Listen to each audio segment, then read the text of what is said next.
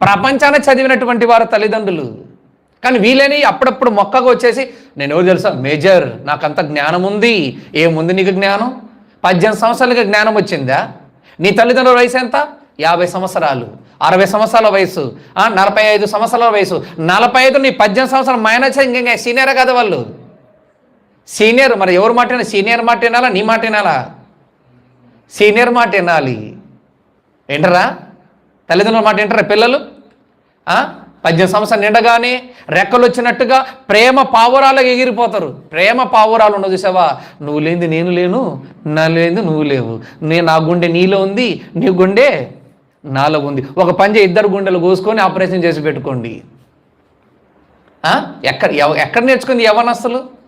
యవనస్తులు అనబడుతున్నటువంటి వాళ్ళు ఒకరి గుండెలు ఒకరు పంచుకొని అవసరం ఉంటే మేము చచ్చిపోతామని చచ్చిపోతూ ఈ ప్రేమ వివర లైలా మజులాగా వెళ్ళిపోయి తమ జీవితాలను సర్వనాశనం చేసుకుంటున్నటువంటి వారికి ఈ సామెతల గ్రంథం వివేచన జ్ఞానం కలగజేస్తుంది. ఏ తల్లిదండ్రులు అయితే కష్టపడి శ్రమించి బాధపడి ఇబ్బంది పడి పిల్లలు అనబడుతున్న వారిని బాగా చదివించిన తర్వాత వారు చదివినప్పుడు మేజర్ అయిపోయినప్పుడు వాళ్ళకి ఇష్టం వచ్చిన వాడిని ఎన్నుకుంటున్నారు. అసలు నీకు ఒక విషయం తెలుసా? నీ కంటికి కనిపించుచున్నటువంటి వాడిని నువ్వు ఎన్నుకొనటం అనుకో, వాడు నీ కొంప ముంచుతాడు. కానీ తల్లిదండ్రులు అనబడుతున్న వారు వివాహం అనబడుతున్న బంధాన్ని చూస్తూ ఉంటున్నప్పుడు 4 చరిత్రలు ఆలోచించి ఎతుకులాడి చూస్తారు. వాళ్ళు మంచోళ్ళ, నువ్వు మంచిదానివే. 18 సంవత్సరాలు నిండగాని ఈ సమాజం అంటుంది, పోలీసు వ్యవస్థ అంటుంది, కోర్టు వ్యవస్థ అంటుంది ఏంటిదంటే వీళ్ళు మేజర్ అయిపోయారండి, వీళ్ళకు మనము ఏమీ చెప్పలేమని. స్వతంత్రత ఉందా వీళ్ళకు? స్వతంత్రత ఎప్పుడు? స్వతంత్రత నీకు తల్లిదండ్రులకు విధేయుడై ఉండాలి.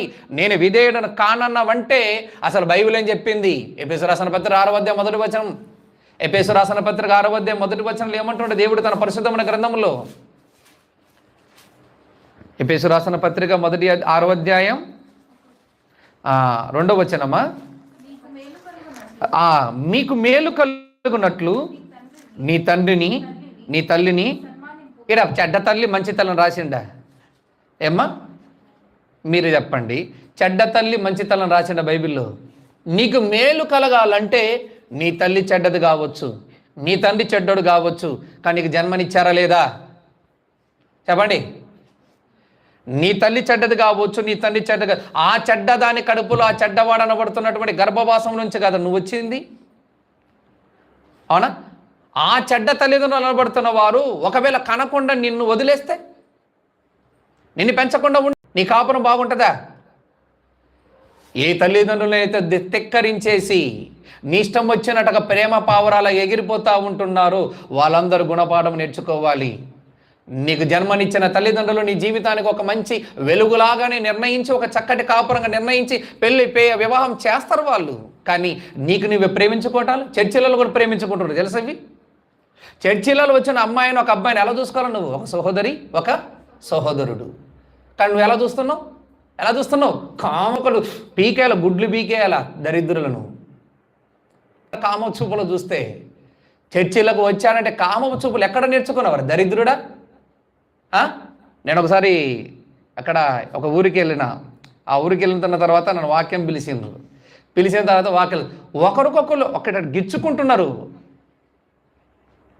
ఇట్టి ఇసిరేసుకుంటున్నారు, ఇట్లా అట్లా ఇసిరేసుకుంటే నిలబడరా అంతే. వాడిని నిలబడరా. ఎక్కడరా నువ్వు నేర్చుకున్నది వాక్యం? ఎవరా మీ పాస్టర్? ఎవరా నీ చర్చి పాస్టరు? దరిద్రుడా. ఎవరా నీకు నేర్పింది వాక్యం? ఎవరా మీరు ఎందుకు పెన్ని ఎవరికి విసిరేసినవరా? గెట్ అవుట్ బయటికి. సిగ్గుబోలే వాడికి పోయినా లేదా?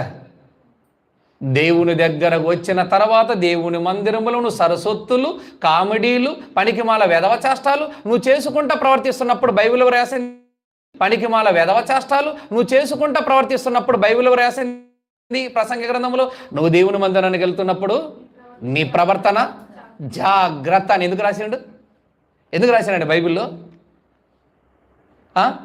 ఈ చర్చిలలో చాలామంది నామకార్థ క్రైస్తవం ఉన్నారు చూసా. ఈ నామకార్థ క్రైస్తవ చర్చీలు ఈ పాస్టర్ అనబడుతున్నాడు సరిగా చూడకుండా దరిద్రుడు. పనికిమాల వర్గం, చెడ్డ వాళ్ళు, మాలాంటి వారికి చెడ్డ పేర్లు వస్తుంటాయి, అవునా? అప్పుడు వాళ్ళిద్దరు ఏం చేస్తారు తెలుసా? ప్రేమ వ్యవహారాలుగా చేసుకొని ఇష్టం వచ్చేట్టుగా ప్రవర్తించేది, ఏమండి ఆడ వాక్యం చెబుతూ ఉంటుంటే దైవజనుడు వాక్యం చెప్తున్నాడు అనుకోండి, ఈ యవనస్తుల పిల్లలు ఆడ ఉండరు వాక్యం వినటానికి. ఏం చేస్తారు తెలుసా? బయటికి వెళ్ళి బండి మీదను కారు మీదను ఆడ లైన్ వేసుకుంటా, ఈ లైన్ వేసుకుంటా, అక్కడ కూర్చుంటా, ఇక్కడ కూర్చుంటా, ఒక్కొక్కరిని బెత్తం తీసుకొని కోడితే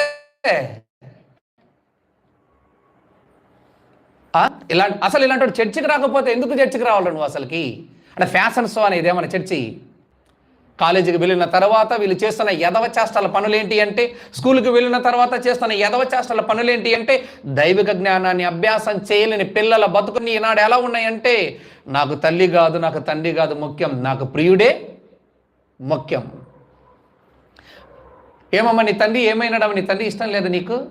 నీ తల్లి నీకు ఇష్టం లేదమ్మా అంటే, నా తల్లి నాకు ఇష్టమే కానీ జన్మనిచ్చినంత వరకు నాకు ఇష్టం, కానీ నా ప్రియుడు నాకు ముఖ్యం. జన్మనిచ్చిన తల్లి నువ్వు వదిలేసా, నీ కాపురం బాగుంటుందా? చెప్పు, నీ కాపురం బాగుంటుందా? ఏ తల్లిదండ్రులైతే తిక్కరించేసి నీ ఇష్టం వచ్చినట్టుగా ప్రేమ పావురాల ఎగిరిపోతూ ఉంటున్నారు, వాళ్ళందరూ గుణపాఠం నేర్చుకోవాలి.